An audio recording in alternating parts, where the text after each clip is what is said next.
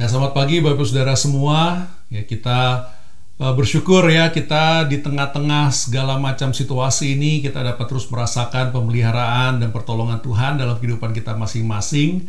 Kita bersyukur bahwa kita dapat memegang dengan penuh pengharapan bahwa Tuhan tetap pegang kendali dan punya maksud yang indah. Dan itu kita perlu mendengar suara Tuhan untuk mencari kehendak Tuhan dalam kehidupan kita. Kita semua mengalami ini masa-masa perubahan. Dan banyak istilah yang digunakan new normal, apakah normal baru kita karena kita harus hidup dengan situasi dan ancaman dari virus yang akan ada beberapa waktu ke depan. Kita berdoa terus mencari hikmat Tuhan untuk setiap hari dan untuk ke depan kita merancang setiap langkah-langkah hidup kita. Oleh karena itu kita perlu sungguh-sungguh mendengar suara Tuhan dan kita sungguh-sungguh mendekatkan diri kepada Tuhan untuk mendengar suara dan pimpinannya. Mari kita datang dalam doa kepada Tuhan saat kita merenungkan firman Tuhan ini. Tuhan Allah Bapa kami, Tuhan pemelihara hidup kami. Kami bersyukur kami dapat datang kepadamu dengan penuh keyakinan Engkau pegang kendali akan hidup kami. Engkau punya otoritas di atas semuanya, kuasa mutlak. Di surga dan di bumi semua kuasa adalah milik-Mu. Engkaulah pencipta seluruh alam semesta. Dan kami bersyukur Engkau memberikan kepada kami firman-Mu. Kami ingin mendengar suara-Mu, pimpinanmu untuk kehidupan kami secara pribadi. Kami berdoa Tuhan kiranya kami dapat sungguh-sungguh Tuhan merasakan setiap pimpinan-Mu, setiap pintu yang Kau bukakan, setiap langkah yang kami ambil kiranya mencerminkan kehendak-Mu dan arahan-Mu ya Tuhan. Kami buka diri kami, hati pikiran kami buka kepada-Mu ya Tuhan. Ajarlah kami, pimpinlah kami dalam Yesus Kristus kami berdoa. Amin. Bapak Ibu Saudara, beberapa tahun yang lalu ada sebuah film, dan kalau misal Bapak Ibu Saudara penggemar film pasti mungkin pernah menonton film ini ya. Film itu namanya Wonder Woman. Nah, di film Wonder Woman itu yang adalah adaptasi dari komik klasik, ya, kita melihat di situ ada satu tokoh utama ya, tokohnya namanya Wonder Woman ya. Dan pada satu adegan di film itu Wonder Woman sedang berseteru dengan musuh utamanya, yaitu dewa perang ya, namanya Ares. Nah, dengan ketika dia berperang melawan dewa perang ini dalam pertempuran yang sangat sengit sekali, ya ada sebuah nubuatan yang mengatakan bahwa dewa Ares ini ya dapat dikalahkan hanya dengan senjata. Nah, si Wonder Woman itu merasa meyakini bahwa senjata untuk mengalahkan si dewa Ares ini adalah pedang yang dimilikinya, yang diambil dari suku Amazon. Nah, kemudian ketika mereka berperang, ternyata pedang itu dapat dihancurkan dengan mudah oleh si dewa perang ini ya. Akhirnya dia jadi terpukul dan dia kehilangan keyakinannya. Wah, kalau ini adalah pedang yang dapat membunuh, satu-satunya dapat membunuh dewa itu, bagaimana cara saya bisa mengalahkan dia? Nah, sampai udah di titik dia udah hampir benar-benar kalah, akhirnya Wonder Woman menyadari bahwa sesungguhnya bahwa senjata yang dapat mengalahkan si dewa Ares itu bukanlah pedang itu, tetapi adalah Wonder Woman itu sendiri. Jadi dirinya adalah senjatanya. Dan ketika dia sadar itu, dia mulai dapat menakutkan rasa kalahnya, rasa takutnya, dan dia dapat menang melawan musuhnya itu yang tadinya udah kalah ya. Nah, Bapak Ibu Saudara, kita tahu bahwa hari ini khotbah kita tidak akan bicara tentang Wonder Woman atau film-film ya. Namun kita tahu bahwa hari ini juga tepat, hari ini adalah hari Pentakosta. Dan di dalam hari Pentakosta itulah hari di mana Roh Kudus Tuhan dicurahkan kepada murid-murid Kristus yang telah berkumpul dan berdoa di ruang atas. Dan setelah mereka dicurahkan Roh Kudus, barulah kita dapat baca di Kisah Para Rasul bagaimana Rasul-Rasul Kristus, orang-orang biasa, dipakai secara luar biasa dengan kuat kuasa Roh Kudus melakukan banyak hal, banyak keajaiban yang selama 3 tahun sebelumnya Yesus sudah mengajarkan mereka untuk melakukan. Mereka dapat mulai dengan berbahasa asing. Dalam setiap orang yang datang bisa mengerti bahasa yang mereka bicarakan di dalam bahasanya masing-masing. Kemudian kita melihat bahwa 3.000 orang bertobat. Kemudian setelah itu 2.000 orang bertobat dan banyak orang bertobat. Pejabat-pejabat pemerintah pun jadi bertobat dan percaya pada Yesus Kristus. Kita dapat melihat bagaimana mereka dapat melakukan mujizat, menyembuhkan orang lumpuh, mereka dapat membangkitkan orang mati, mereka dapat melakukan perkara-perkara ajaib, ya mereka bisa sungguh-sungguh, bahkan Petrus bisa menembus tembok penjara. Ya, kita melihat banyak mujizat yang terjadi yang dilakukan oleh rasul-rasul Yesus. Semua terjadi setelah hari Pentakosta terjadi, setelah Roh Kudus turun sesuai yang Tuhan nubuatkan bagi mereka untuk menunggu dan tunggu ketika Roh Kudus turun ke atas mereka, mereka akan sungguh-sungguh dipakai untuk menjadi saksi Kristus. Nah, kita tahu bahwa Roh Kudus itu ada dalam diri kita, dan kita pun sebagai murid-murid Kristus memiliki kuasa yang sama sebetulnya. Dan kalau kita melihat, ya, memang menanti itu susah, tetapi kita harus sadar bahwa banyak orang yang sedang menanti-nantikan. Tuhan bisa bekerja dalam segala suasana agar orang mencari dan menantikan, agar ketika kesaksian diberikan, mereka sudah siap, hatinya sudah siap untuk menerima Yesus Kristus.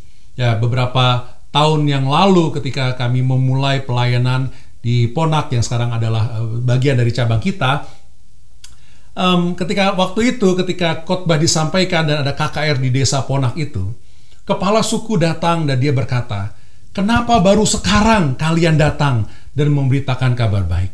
Ternyata selama ini mereka sudah menantikan kebenaran tentang Yesus Kristus. Walaupun selama bertahun-tahun mereka sudah ke gereja dan tahu apa itu gereja, tetapi baru ketika ada orang yang mendatang dan memberitahu kabar baik tentang Yesus Kristus, mereka sebagian besar desa itu akan jadi percaya pada Yesus Kristus. Sampai sekarang ada sebuah jemaat di tempat itu.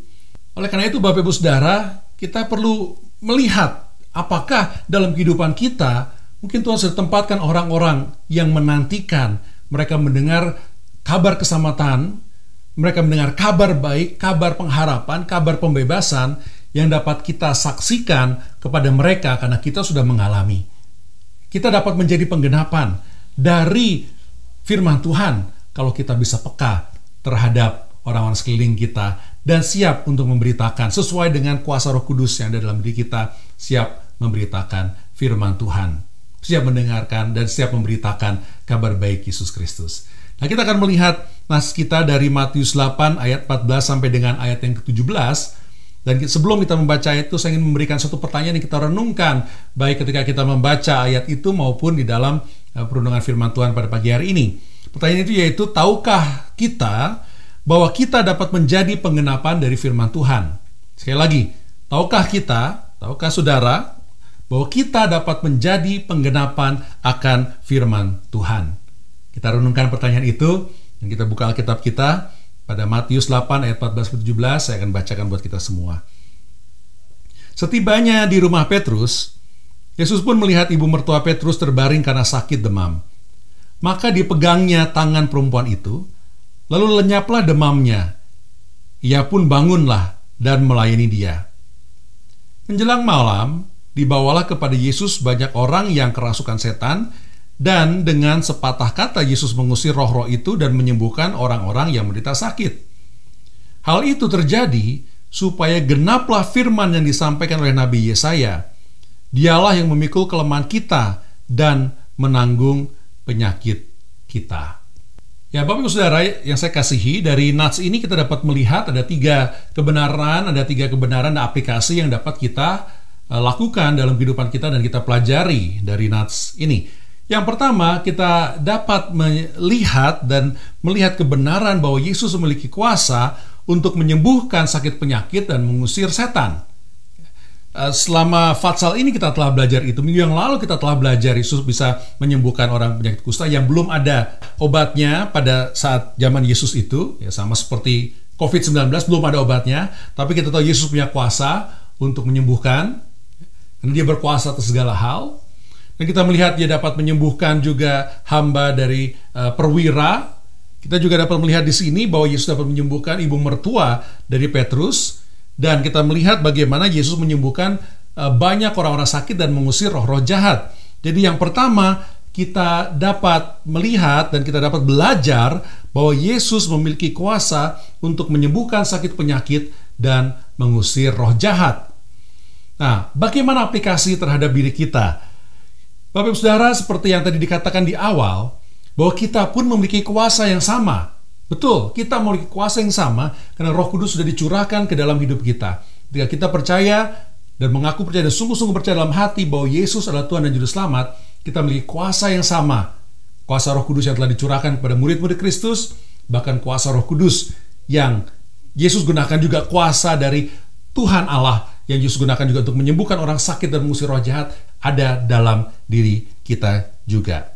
Jadi oleh karena itu kita perlu sadar, ya, aplikasi pertama dari kebenaran yang pertama, kita perlu sadar bahwa kita telah memiliki kuasa yang sama dengan Yesus untuk menyembuhkan sakit penyakit dan mengusir roh jahat karena Roh Kudus telah dicurahkan kepada kita juga.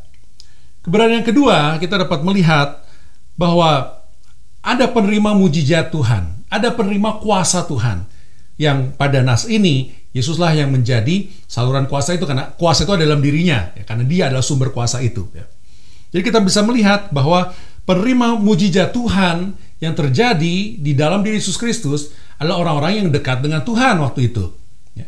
Ketika dia sedang berkunjung ke rumahnya Petrus, mertuanya tinggal di situ.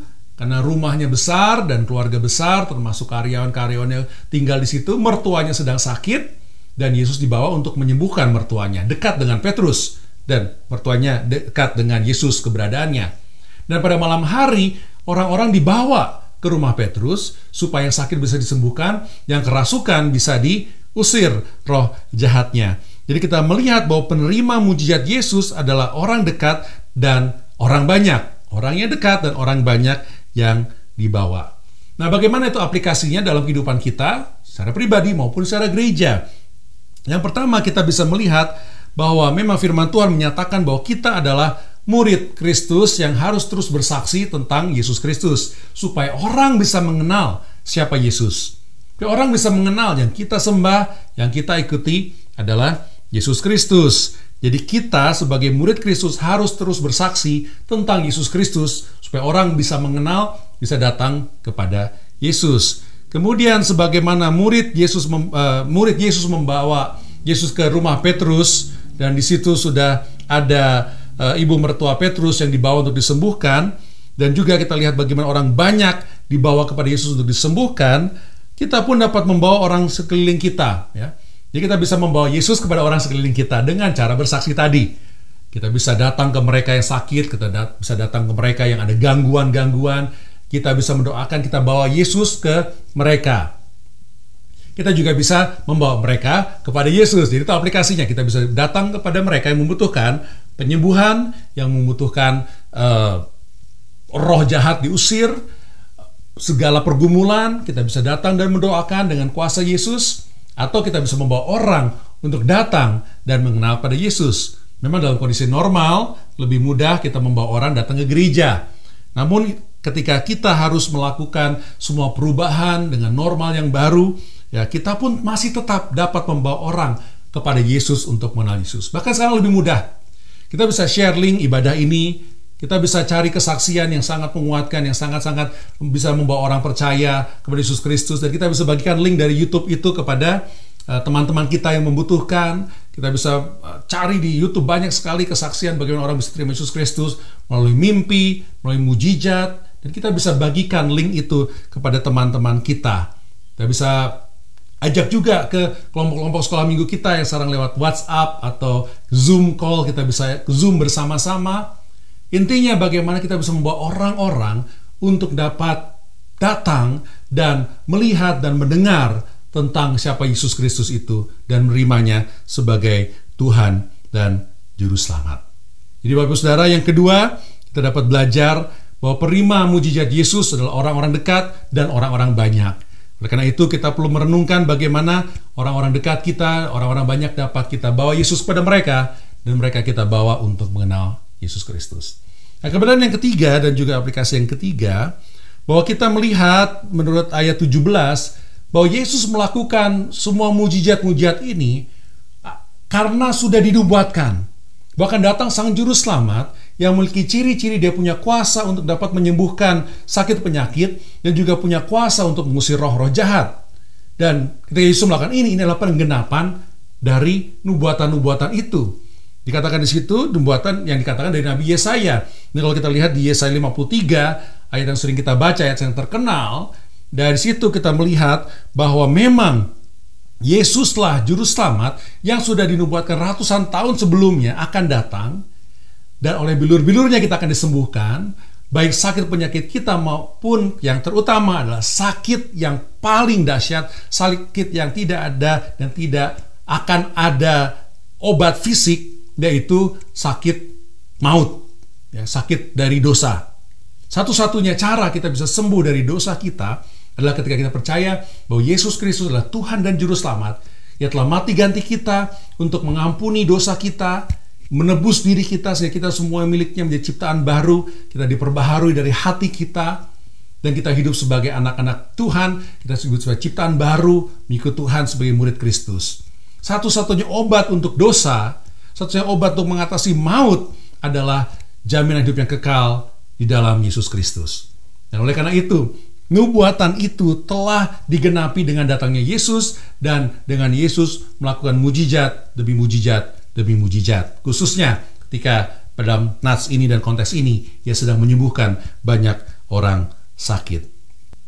Jadi kita bisa lihat bahwa penggenapan dari nubuatan dari firman Tuhan di Perjanjian Lama dari kitab Yesaya bukan hanya bahwa Yesus dapat punya kuasa untuk menyembuhkan, tapi Dia adalah juga Tuhan dan Juru Selamat. Sebagaimana nas di Yesaya 53 itu menyaksikan bagaimana Yesus adalah Tuhan dan Juru Selamat untuk mengambil dosa kita.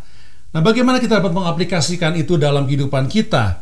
Kita tahu nomor satu bahwa kita dipanggil menjadi saksi Kristus. Dan kita sudah mengalami, harus bersaksi apa yang kita alami. Dan tugas saksi itu tidak macam-macam. Tugas saksi adalah menceritakan kejadian yang sudah kita alami. Jadi satu, ketahuilah kita saksi Kristus. Yang kedua, sadari bahwa tugas saksi adalah menceritakan kembali apa yang pernah kita alami. Tidak dikurang-kurangi, tidak ditambah-tambahi, tapi kejadian yang kita saksikan, kita kembali ceritakan. Itu tugas saksi yang kedua. Dan yang ketiga, kita tahu bahwa kesaksian kita adalah pengalaman kita dengan Yesus Kristus. Bagaimana kita telah menerima keajaiban dari pengampunan Yesus Kristus oleh karena pengorbanan di kayu salib. Bagaimana itu merubah diri kita, bagaimana itu dapat kita rasakan, ada pengampunan, ada damai sejahtera, ada kasih yang memenuhi hidup kita, dan bagaimana pengalaman itu merubah secara total kita. Kita bukan Ardila yang lama. Kita bukan diri kita yang lama, tapi kita adalah ciptaan baru dalam Tuhan yang meninggalkan segalanya untuk mengikut Yesus. Itulah tiga pelajaran, tiga aplikasi yang dapat kita pelajari bersama-sama. Yang pertama, bahwa memang Yesus punya kuasa untuk menyembuhkan sakit penyakit, dan kuasa yang sama itu ada di dalam diri kita. Yang kedua, kita melihat perima mujizat. Yesus adalah orang dekat dan orang banyak. Dan kita pun dapat membawa orang kepada Yesus, atau kita membawa Yesus kepada orang banyak. Dan yang ketiga, bahwa Yesus melakukan penyembuhan mujizat sebagai penggenapan firman Tuhan. Maka kita pun, ketika kita bersaksi bahwa Yesus adalah Tuhan dan Juru Selamat, kita menjadi penggenapan akan firman Tuhan juga. Karena firman Tuhan berkata, ketika kita percaya Yesus Kristus adalah muridnya, kita adalah saksi. Jadi kalau kita bersaksi tentang Yesus Kristus, kita menjadi penggenapan akan firman Tuhan. Bahwa orang yang percaya hidup sebagai murid yang taat, hidup sebagai saksi, menyaksikan karya keselamatan Yesus Kristus. Nah, saya ingin membawa tiga kebenaran itu menjadi sebuah tantangan bagi kita yang perlu kita renungkan sungguh-sungguh dalam kehidupan kita. Dan saya mau ngajak kita untuk melihat dari beberapa perspektif, sudut pandang dari orang-orang yang terlibat di dalam satu nats yang singkat ini. Yang pertama, saya menggolongkan, kita mengambil perspektif dari penerima keajaiban. Kita belajar minggu yang lalu, ada orang yang sakit kusta telah menerima keajaiban Yesus, kesembuhan dari Yesus. Yang kedua, perwira yang memohonkan dan juga hambanya yang disembuhkan oleh Yesus telah mengalami dan menerima keajaiban Yesus Kristus. Di nats kita pada pagi hari ini, mertua Petrus telah menerima dan merasakan mujizat, kuasa, keajaiban Yesus Kristus, kesembuhan yang dialaminya. Oleh karena itu, kita bisa mengambil dari perspektif itu. Itu perspektif nomor satu. Dan perspektif nomor dua, kita merenungkan kalau kita adalah Petrus dan murid-muridnya. Kita tahu bahwa Yesus adalah Tuhan, Juru Selamat. Dia punya kuasa yang ajaib. Kita bawa ke rumah, di mana Petrus punya mertua sakit. Jadi kita bisa mengambil dari sudut pandang Petrus dan kawan-kawan murid-murid Yesus yang membawa Yesus kepada orang sakit, dan juga pada malam harinya mereka keluar dan mengumpulkan orang-orang sakit dan kerasukan dibawa kepada Yesus. Jadi itu perspektif nomor 2. Perspektif pertama, penerima mujizat Yesus. Perspektif kedua, membawa Yesus kepada orang-orang atau pembawa orang-orang kepada Yesus. Perspektif dari Petrus dan teman-temannya. Dan ketiga, kita juga bisa melihat ada satu sudut pandang lain yang bisa kita lihat di dalam tokoh utama dari nats kita pada bagian juga minggu lalu, yaitu Yesus Kristus. Bagaimana Yesus Kristus yang memiliki kuasa itu menggunakan kuasa itu sebagaimana mestinya. Kuasa menyembuhkan, untuk menyembuhkan orang. Kuasa yang otoritas di atas segala roh-roh jahat untuk mengusir roh-roh jahat. Jadi ada 3 perspektif. Penerima keajaiban, pembawa orang untuk mengalami keajaiban, dan perspektif Yesus yang menggunakan kuasa. Dan tantangannya ini, apakah kita mau hanya menjadi penerima, yaitu penerima berkat Tuhan, penerima pemeliharaan Tuhan, penerima mujizat Tuhan, penerima kesembuhan Tuhan, penerima keajaiban Tuhan?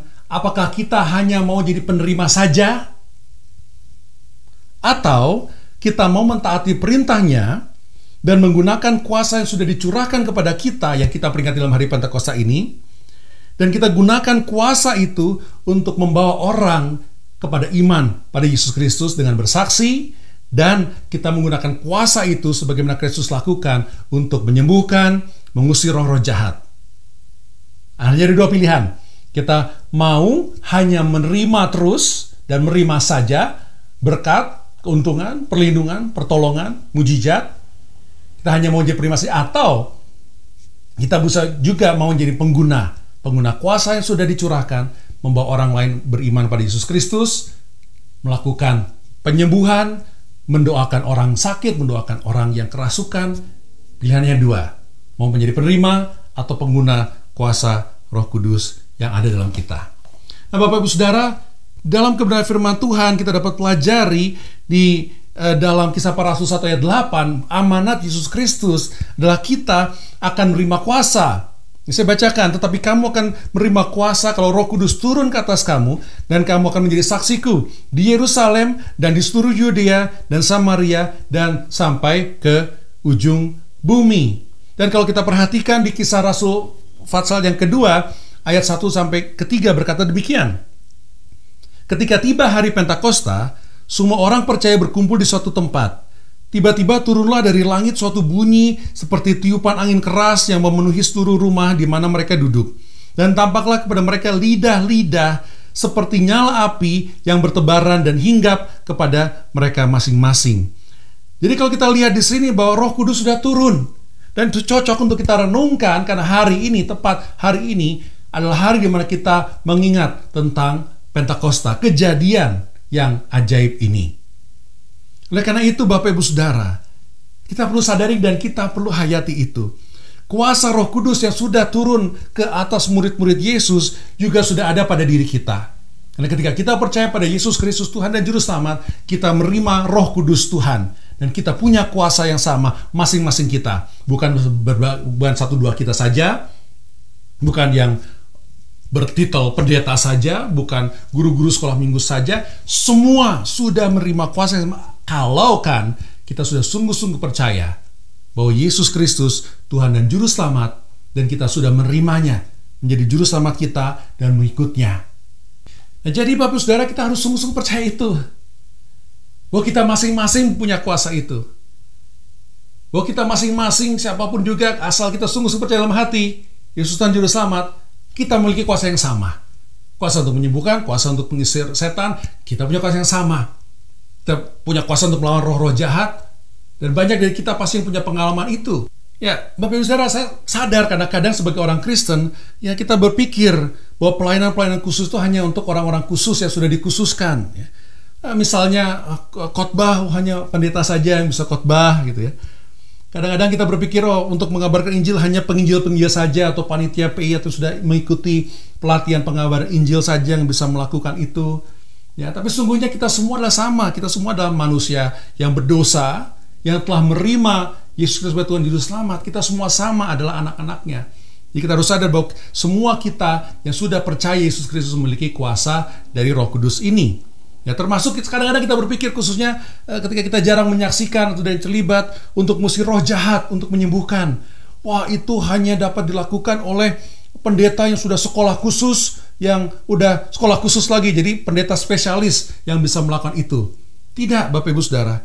Kalau kita yakini firman Tuhan, dan kita tahu firman Tuhan adalah firman Tuhan yang benar, kita percaya sungguh-sungguh dan menerapkan dalam hidup kita, dan kita tahu bahwa kuasa itu pun ada di dalam hidup kita. Ya, Bapak Ibu Saudara, beberapa waktu yang lalu saya diceritakan ke sebuah kesaksian yang sangat luar biasa, bagaimana beberapa dari jemaat kita sendiri yang telah melakukan pengusiran roh jahat dari seorang temannya. Ya, bagaimana mereka berdoa memuji Tuhan dan mendoakan supaya roh jahat yang menguasai salah satu temannya itu dapat diusir, dan itu terjadi. Dan yang ketika saya mendengar itu, saya merinding dan saya sungguh-sungguh bersyukur kepada Tuhan.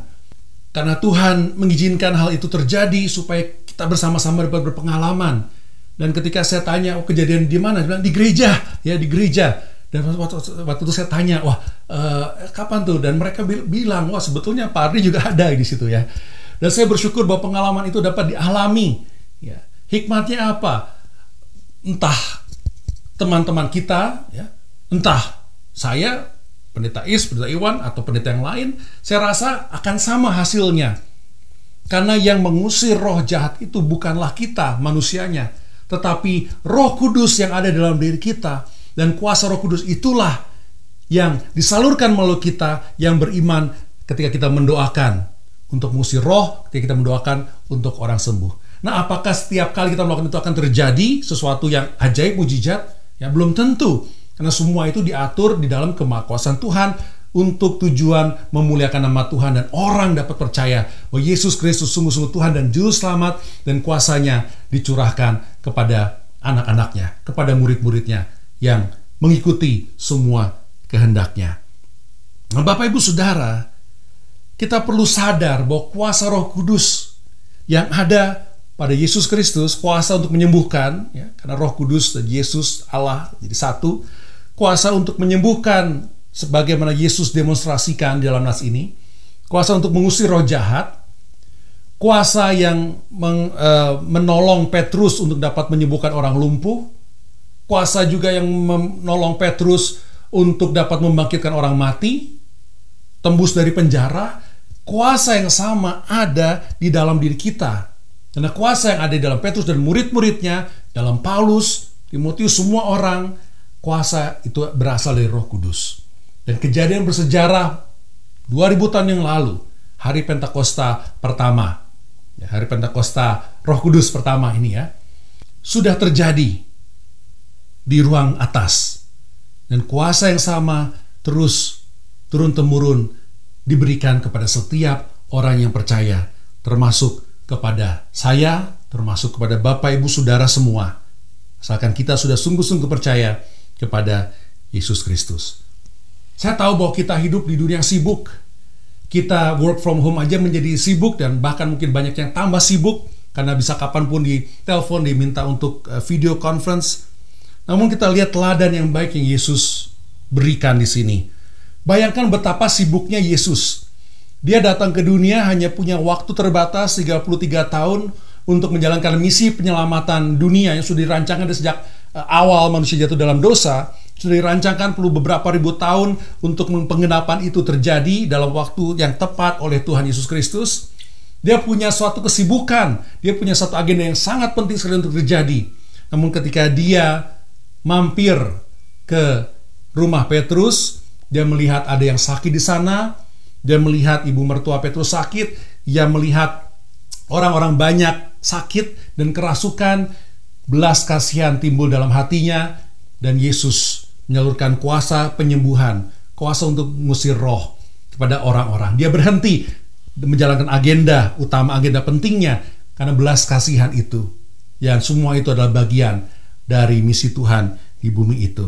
Oleh karena itu, kita pun sebagai saksi-saksi Kristus, kita perlu mencerminkan nilai yang kita bagikan kepada orang-orang sekeliling kita. Kadang-kadang kita sibuk melakukan semua kegiatan kita. Tetapi dalam tengah kesibukan kita, ketika Tuhan buka jalan, ada kesempatan, kita pun harus tergerak dengan belas kasihan. Yang sakit kita doakan, yang kerasukan roh kita usir, kita doakan supaya rohnya bisa diusir. Kita perlu berhenti dari kesibukan kita dan kita tetap menjadi saksi Kristus, menjadi murid Kristus dalam kita memperkenalkan orang lain kepada Yesus Kristus, sehingga mereka dapat dibebaskan dari masalah utama, yaitu masalah dosa, maut, sehingga mereka dapat memiliki jaminan hidup kekal dalam Yesus Kristus. Kita harus menggunakan kuasa yang sudah pada diri kita untuk menyalurkannya kepada orang lain dengan kita mengabarkan Injil, menyembuhkan dan mengusir roh-roh jahat kepada orang terdekat kita dan kepada banyak orang, sebagaimana firman Tuhan ajarkan kepada kita. Oleh karena itu, Bapak Ibu Saudara yang saya kasihi, mari teladanilah Yesus Kristus, dan sebagai murid-murid sejati dari Yesus Kristus, dengan kuasa yang telah diberikan kepada kita untuk menjadi saksi Kristus, jadilah penggenapan firman Tuhan mengenai kita yang adalah murid Kristus, dalam kita bersaksi kepada orang terdekat kita, kepada orang banyak, tentang kuasa ajaib dari Yesus Kristus. Kuasa yang dapat menyelamatkan, kuasa yang dapat menyembuhkan, dan mengusir roh jahat. Mari kita berdoa. Tuhan, kami bersyukur atas firman-Mu yang menguatkan kami dan mengingatkan kami terus. Kami ingin hidup menjadi saksi-Mu ya Tuhan. Kami ingin hidup peka Tuhan terhadap pimpinan-Mu.